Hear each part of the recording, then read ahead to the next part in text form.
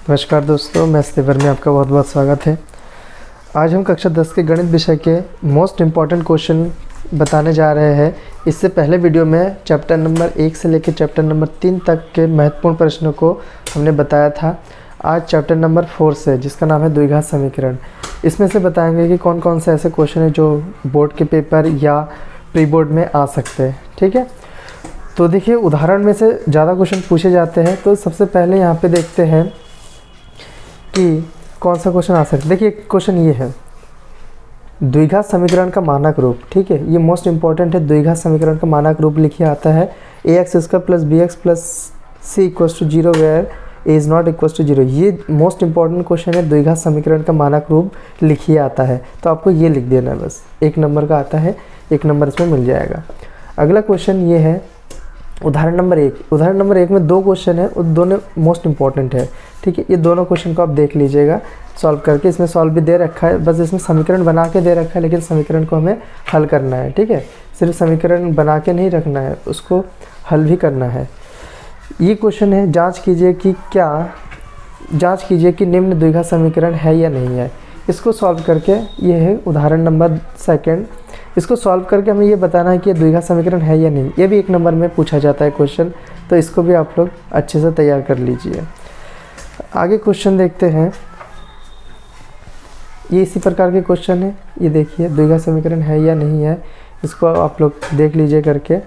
और इसमें से question number 2 most important question है, और क्वेश्चन नंबर 1 ये इम्पॉर्टेंट है, लेकिन क्वेश्चन नंबर 2 मोस्ट इम्पॉर्टेंट, और क्वेश्चन नंबर 4 ये भी इम्पॉर्टेंट क्वेश्चन है। ठीक है, इसमें इतना ही इम्पॉर्टेंट है। आगे उदाहरण नंबर 3 की बात करते हैं। इसमें कह रहे हैं कि द्विघात समीकरण गुणनखंड द्वारा समीकरण 2x² - 5x + 3 = 0 के मूल ज्ञात कीजिए। गुणनखंड विधि से भी मूल ज्ञात करना ये पूछा जाता है। उदाहरण नंबर 4 मोस्ट इम्पॉर्टेंट, द्विघात समीकरण 6x² - x - 2 = 0 के मूल ज्ञात कीजिए। इस प्रकार के क्वेश्चन 2 नंबर में पूछे जाते हैं। ठीक है, ये क्वेश्चन उदाहरण नंबर 5 है, ये भी इम्पॉर्टेंट है। देखिए उदाहरण के क्वेश्चन अधिकतर पूछे जाते हैं, इसलिए उदाहरण के क्वेश्चन आप अच्छे से कर लीजिएगा। आगे देखते हैं, गुणनखंड विधि से क्वेश्चन सब ट्राई कर लीजिए, कोई सा भी आ सकता है। ठीक है, नेक्स्ट क्वेश्चन है क्वेश्चन नंबर 3 इम्पॉर्टेंट है, 4th भी इम्पॉर्टेंट, 5th। देखिए 4th और 5th मोस्ट इम्पॉर्टेंट है। ठीक है, 4th और 5th कई बार क्वेश्चन पेपर में आ चुका है, और 6 नंबर भी 1-2 बार आ चुका है। ये जो क्वेश्चन इंपॉर्टेंट कह रहे हैं उसको आप लोग अच्छे से कर लीजिए, पेपर में आ सकते हैं। ये 5th क्वेश्चन, ये वाला काफ़ी बार पेपर में आया हुआ है। ठीक है, इसको भी आप लोग अच्छे से कर लीजिए। अब आगे देखते हैं। इसमें देखिए पूर्ण वर्ग विधि द्वारा क्वेश्चन शायद ये आ रखा है। ठीक है, तो ये तो इम्पोर्टेंट नहीं कह सकते, लेकिन हाँ एक बार कर लीजिएगा, क्योंकि पूर्ण वर्ग विधि द्वारा भी अगर आएगा तो लॉन्ग में आएगा। ठीक है, इसको भी आप कर लीजिए। आगे चैप्टर की बात करते हैं। एक्सरसाइज इसमें देखिए एक ये वाला फार्मूला याद कर लीजिएगा, द्विघाती सूत्र का फार्मूला। ठीक है, द्विघाती सूत्र ये होता है x = -b + -√b² - 4ac/2 है। ये द्विघाती सूत्र को श्रीधराचार्य सूत्र भी कहा जाता है। तो इस फार्मूले को आप लोग अच्छे से याद कर लीजिए कि द्विघाती सूत्र का जो फार्मूला होता है वो क्या होता है। ठीक है, उदाहरण नंबर 11 मोस्ट इम्पॉर्टेंट है। ये कई बार बोर्ड के पेपर में आया है और प्री बोर्ड में भी आया है। ठीक है, तो इस क्वेश्चन को आप अच्छे से कर लीजिए। उदाहरण नंबर 11, 2 ऐसे क्रमागत विषम धनात्मक पूर्णांक ज्ञात कीजिए जिनके वर्गों का योग 290 हो। कई बार पेपर में ये आया हुआ है, ये वाला क्वेश्चन। ठीक है, देखिए उदाहरण से ना अधिकतर क्वेश्चन दिए जाते हैं। ये जो क्वेश्चन देख रहे हैं ये 6 नंबर में आ सकता है। ठीक है, शायद एक बार आया भी है। उदाहरण नंबर 12, इसको भी आप लोग कर लीजिएगा। और अगर आप लोगों को ये क्वेश्चन सॉल्व करना नहीं आ रहा है तो आप कमेंट कर दीजिए, इसका अलग से वीडियो बना के अपलोड कर देंगे। ठीक है, आगे हम देखते हैं। देखिए उदाहरण के क्वेश्चन सब क्वेश्चन कर लीजिएगा, इस प्रकार के क्वेश्चन भी कर लीजिए उदाहरण में। ठीक है, एक उदाहरण में ये वाला क्वेश्चन, ये उदाहरण नंबर 14 का 2 नंबर मोस्ट इम्पॉर्टेंट क्वेश्चन है, इसको कर लीजिए। ये भी पेपर में 1-2 बार आ चुका है।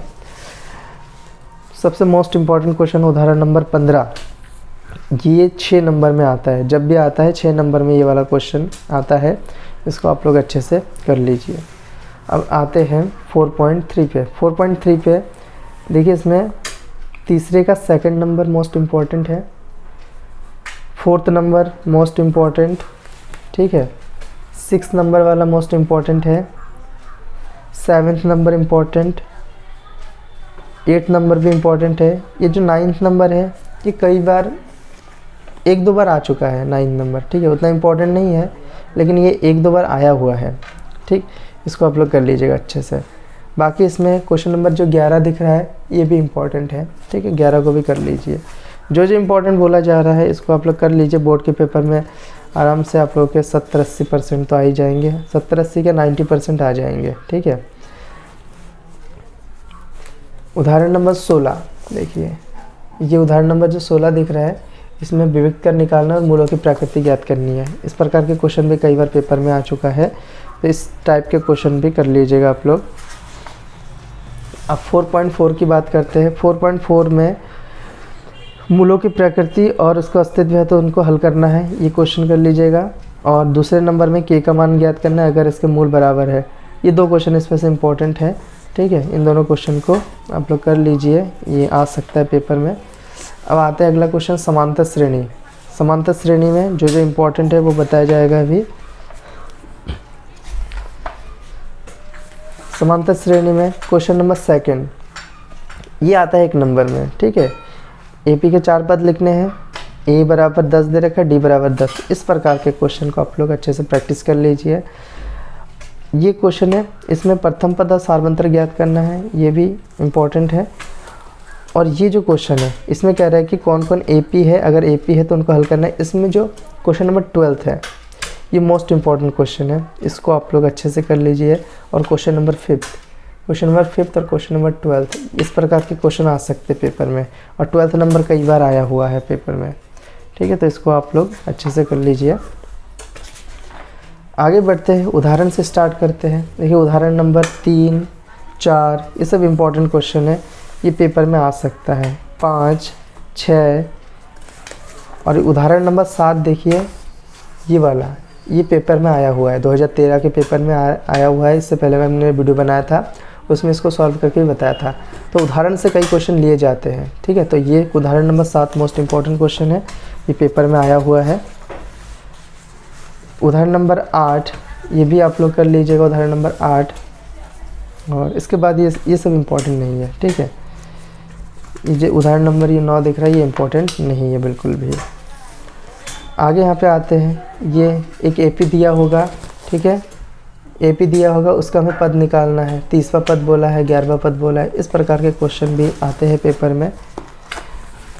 और आगे देखते हैं, ये क्वेश्चन नंबर जो 6 है इम्पॉर्टेंट है, ये इम्पॉर्टेंट कि मोस्ट इम्पॉर्टेंट है। इस प्रकार के क्वेश्चन पेपर में आते हैं। तो ये यहाँ से जितने भी क्वेश्चन हैं आगे के ये सब इम्पॉर्टेंट क्वेश्चन है, ठीक है। इसमें से कोई सा भी क्वेश्चन छोड़िए मत, इसको कर लीजिए अच्छे से। ये सभी इम्पॉर्टेंट क्वेश्चन है, ये जितने भी क्वेश्चन दिख रहे हैं सभी मोस्ट इम्पॉर्टेंट क्वेश्चन है। ये इसमें से कोई सा भी पेपर में आ सकता है।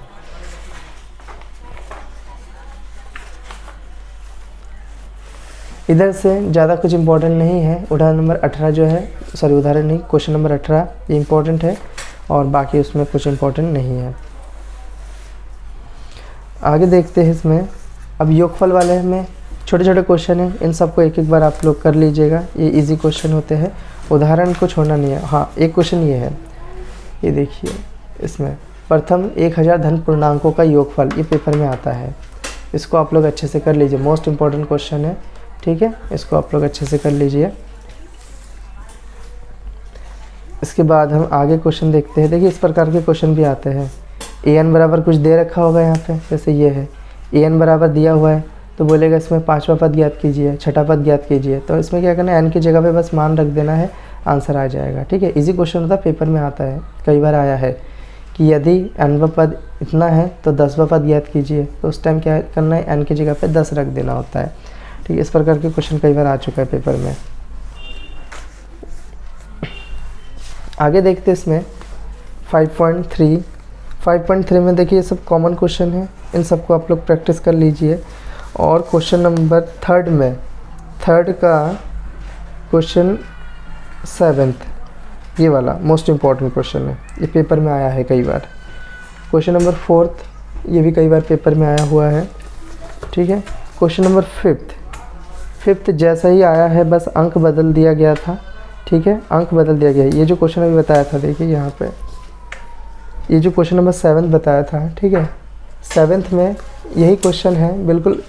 ये जो 7th क्वेश्चन है, प्रथम पद, अनुभव पद, ये सब इसी क्वेश्चन में दिया गया था, इसी क्वेश्चन में कोटअप करके दिया गया था और अंक बदल दिया गया था, उसको हमें हल करना था। ये भी कई बार आ चुका है पेपर में। इसमें मोस्ट इम्पॉर्टेंट क्वेश्चन ये लाइन से जितने भी है 6, 7, 8, 9, ठीक है, और 9 के बाद डायरेक्ट 12, 13, 14, ये मोस्ट इम्पॉर्टेंट क्वेश्चन है। और उसके बाद उदाहरण नहीं, क्वेश्चन नंबर 16, ये वाला भी कई बार पेपर में आ चुका है, ठीक है। उदाहरण नंबर जो क्वेश्चन नंबर 16, उदाहरण नहीं, क्वेश्चन नंबर 16। इस प्रकार ये सब क्वेश्चन जो थे मोस्ट इम्पॉर्टेंट क्वेश्चन थे। और एक क्वेश्चन नंबर 19 है बस, ठीक है। इसमें इतने ही क्वेश्चन इंपॉर्टेंट है। इन सब क्वेश्चन को आप लोग कर लीजिए, बोर्ड के पेपर में ये सब आने के चांसेस है बहुत ज़्यादा। और मैंने चैनल में जो क्वेश्चन पेपर के सॉल्यूशन है वो भी करवा रखे हैं, आप लोग चैनल में विज़िट करके देख लीजिए। प्लेलिस्ट में हर एक के सन का क्वेश्चन उसमें है, 2020 से 19 से 18, 17, ये सब क्वेश्चन को सॉल्व करके मैंने वीडियो बना के दिया उसमें से आप लोग देख लीजिए। और आगे के वीडियो में और भी मोस्ट इम्पॉर्टेंट क्वेश्चन के वीडियोज़ आते रहेंगे, तो चैनल को सब्सक्राइब कर लीजिए। तब तक के लिए धन्यवाद।